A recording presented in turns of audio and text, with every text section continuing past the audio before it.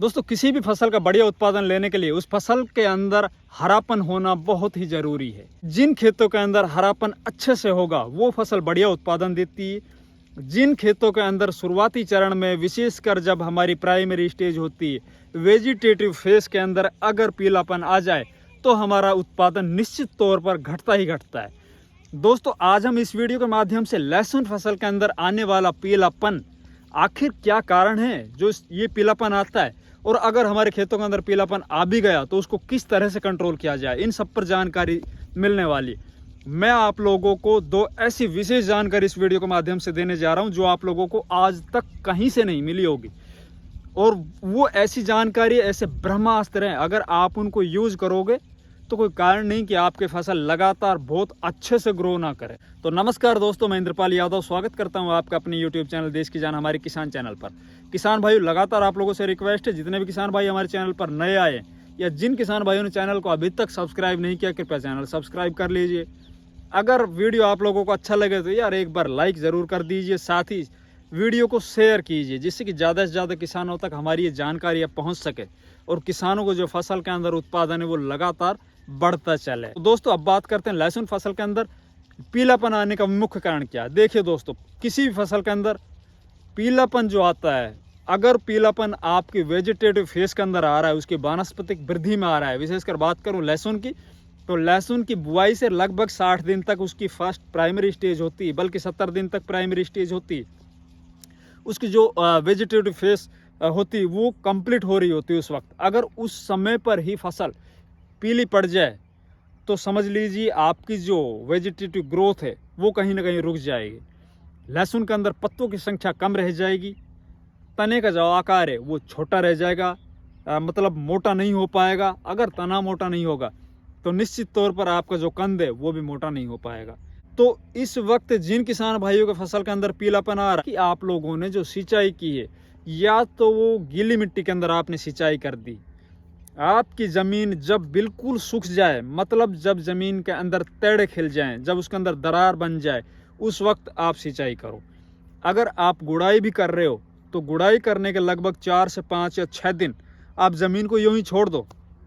ज़मीन की जो नीचे की जो एक्स्ट्रा जितनी भी उसके अंदर नमी है वो ख़त्म हो जाएगी। सूर्य का सीधा प्रकाश पौधे की जड़ों के अंदर जाएगा। पौधे की जड़ों के अंदर कोई भी प्रॉब्लम होगी, नेमाटोड की होगी या कोई और इंसेक्ट की होगी, फंगस की होगी। फंगस ज़मीन के नीचे भी होती है, ज़मीन की ऊपरी सतह पर भी होती है। फंगस हमारे आसपास भी होती है, हमारे क्लाइमेट के अंदर भी होती है, हम देख नहीं पाते हैं बस इनको। फंगस को बढ़िया मौसम मिल जाओ, जैसे कि इस वक्त है, जैसे ही मौसम के अंदर ह्यूमिडिटी लेवल बढ़ जाना या फिर मौसम में नमी ज़्यादा हो जाना, रात के टाइम में ओस गिर जाना, कोहरा छा जाना, ये फंगस को बहुत ही अच्छे से सूट करता है। उनको ये सब मिलने के बाद वो पौधे पर बहुत अच्छी तरीके से अटैक करती है, आक्रमण करती है। तो सबसे पहले आप सिंचाई पर कंट्रोल कीजिए। आपकी फसल, आपकी ज़मीन जब सिंचाई के लिए हो जाए, जब वो सूख जाए, उस वक्त आप सिंचाई कीजिए।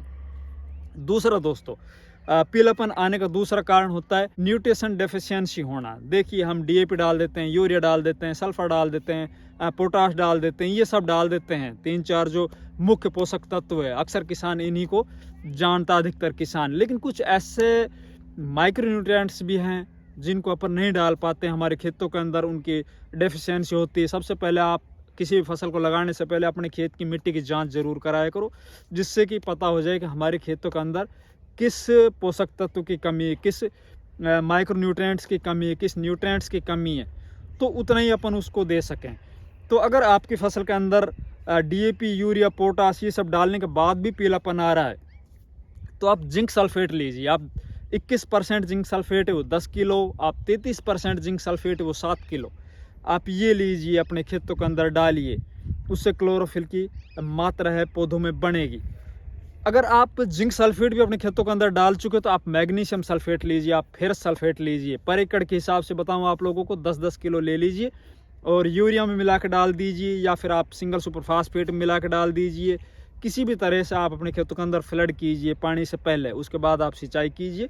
आपकी जो फसल है अगर वो इन पोषक तत्वों की कमी से उसके अंदर पीलापन आ रहा है, तो निश्चित तौर पर आपकी फसल वो हरी भरी हो जाएगी। कुछ किसान भाई सोचेंगे यार हमने डीएपी भी डाला, यूरिया डाला, सल्फर डाला, जिंक सल्फेट भी डाली, मैग्नीशियम सल्फेट भी डाली, टोटल माइक्रोन्यूट्रेंट अपने खेतों के अंदर दे चुके, लेकिन फिर भी पीलापन है। तो उस अवस्था के अंदर आप देखिए निश्चित तौर पर आपकी फसल के अंदर रस चूसक कीटों का प्रकोप होगा। तो अगर आपकी फसल के अंदर रस चूसक कीटों का प्रकोप है, विशेषकर जब हमारे मौसम के अंदर जब बादल बन जाएं, जब बादल छा जाएं, तो समझ लीजिए निश्चित तौर पर रस चूसक कीटों का अटैक आपकी फसल पर होने वाला है और होकर रहेगा। तो जैसे ही बादल दिखाई दें, आप लोग उस वक्त अपनी स्प्रे टंकी उठाइए और अपने खेतों के अंदर अच्छे से स्प्रे कर दीजिए, क्योंकि उस अवस्था के अंदर जैसे ह्यूमिडिटी लेवल बढ़ जाएगा, थ्रिप्स जन्म ले लेगी, आप लोग देख भी नहीं सकते। और लहसुन की जो पत्तियां होती हैं, उनकी गोब होती है, उसके अंदर थ्रिप्स जन्म ले लेगी और बाहर से भी कुछ ये रस चूसक कीट हैं, इंसेक्ट हैं, वो आके आपकी पत्तियों पर उनको डैमेज करेगी। और पत्तियों पर डैमेज करने के बाद जैसे रात के समय में ओस आएगी, तो फंगस है उसको भी बहुत अच्छे से एक बढ़िया क्लाइमेटिक कंडीशन भी मिल जाए। जैसे ही कोई भी रस चूसक कीट हमारी पत्तियों के ऊपर बैठेगा, उसके अंदर से रस चूसेगा, तो उसके अंदर एक तरह से जख्म हो जाएगा। जख्म होने के बाद उसके अंदर फंगस पनप जाएगी, बन जाएगी, उसको एक जगह मिल जाएगी पत्तियों के अंदर घुसने की, और घुस के पूरी पत्ती को वो डैमेज कर देगी। ऊपर से टिप चालू होगी सूखनी, फिर वो पीली पड़ के पूरी पत्तियां सूख जाएंगी। उस अवस्था में आप अल्फा मैथ्रिन यूज कीजिए, या फिर आप लेवनासाइलोथिन या थाइमेथोक्सम, इन कॉम्बिनेशन को अपने खेतों में कर सकते हो यूज, या फिर आप परफोनोफॉस हाइपरमेथ्रिन इनको भी यूज कर सकते हो। अगर आपके खेतों के अंदर फंगस की समस्या है, तो इस अवस्था में आप कार्बेंडिजम मैनकोजेब लीजिए, आप मेटलैक्सिन मैनकोजेब लीजिए। इनमें से कोई भी जो शुरुआती फर्स्ट स्टेज के अंदर है, बहुत अच्छे से इनका रिजल्ट आएगा, आप ये स्प्रे कर दीजिए। वैसे अब की बार ज़्यादा बारिशें होने के कारण मैं आप लोगों को पहले ही आगाह कर देता हूं दोस्तों, जितने भी लहसुन के किसान हैं हमारे देश में, अब की बार मुझे लगता है जलेबी रोग का प्रकोप है लहसुन के अंदर निश्चित तौर पर आने वाला। क्योंकि अब की बार जहां जहां पर भी प्याज फसल लगी थी, प्याज के अंदर जलेबी रोग ने बहुत ही ज़्यादा प्याज की फसल को बर्बाद किया है। अब की बार मौसम में नमी ज़्यादा थी, बारिशें ज़्यादा हुई थी, हमारे खेतों के अंदर नमी ज़्यादा थी, तो आप स्पेशली जलेबी रोग को कंट्रोल करने के लिए लगातार एक शेड्यूल बना लो, हर 10वें दिन हमें स्प्रे लेनी है, स्प्रे करेंगे अपने खेतों के अंदर। नीचे दूसरे पिछले साल जितने भी किसान भाइयों ने नीचे से हमारी बातें मानकर लगातार वो एक सिंचाई छोड़कर एक सिंचाई, ये अपनी पूरी फसल के अंदर लगभग 3 बार या 4 बार नीचे से जिन लोगों ने पेस्टिसाइड छोड़ी पानी के साथ फ्लड किए, चाहे वो क्लोरोपायरिफॉस हो, चाहे कार्टेप हाइड्रोक्लोराइड हो, या फिर फिप्रोनिल थाइमेथोक्सोम हो, कोई भी हो, नीचे से जिन किसानों ने दी थी, उनके खेतों के अंदर जलेबी रोग पिछले साल भी नहीं आया था। तो हो सकता है ना आए, लेकिन फिर भी अपन प्रिवेंटिव करके चलेंगे। अपन बढ़िया उत्पादन तभी ले सकते हैं जब किसी बीमारी को आने से पहले उसको कंट्रोल कर लें। जैसे हमें कुछ अंदेशा लग जाए कि यार अब की बार ऐसा हो सकता है, तो उसमें अपन पहले से ही उसको प्रिवेंटिव तरीके से उसको रोक लें, तो हमारी जो फसल है वो बढ़िया उत्पादन देगी। अब बात करते हैं दोस्तों, आप लोगों से मैंने वादा किया था, मैं आप लोगों को 2 ऐसी चीज़ बताऊंगा कि आपके जो पीलापन की समस्या है या आपका जो उत्पादन है निश्चित तौर पर बढ़ेगा और 100% बढ़ेगा। अगर आपकी फसल के अंदर जड़ों से संबंधित कोई समस्या है, नीचे जड़ें नहीं हैं या जड़ों के अंदर कालापन है, वो जड़ों की वजह से पौधा है ग्रोथ नहीं कर पा रहा, एक जगह पर खड़ा है वो बिल्कुल पीला पीला, और एक तरह से ये समझ लीजिए जिस तरह से अपाहिज हो जाता है ना, वो अपाहिज पौधा खड़ा है, तो आप कॉपर सल्फेट नीला थोथा लगभग 2 किलो पर एकड़ 2.5 किलो पर एकड़ अपने खेतों के अंदर फ्लड कर दीजिए पानी के साथ। जड़ों से संबंधित जितनी भी समस्या हैं वो आपकी खत्म हो जाएगी। दूसरा दोस्तों, आप सुबह जब ओस का टाइम होता है, जब पौधे के अंदर पत्तियों पर ओस जमी होती, उस अवस्था में आप चूल्हे की राख ये हर घरों में होगी किसान के। जिन किसानों के चूल्हा जलता है या जिन किसानों के पशु हैं, उनके राख पक्का मिलेगी। तो आप चूल्हे की राख मतलब लकड़ी की राख या फिर गोबर के जो कंडे होते हैं, उपले होते हैं, उनकी राख अपने खेतों के अंदर अच्छे से बुरकाव कीजिए।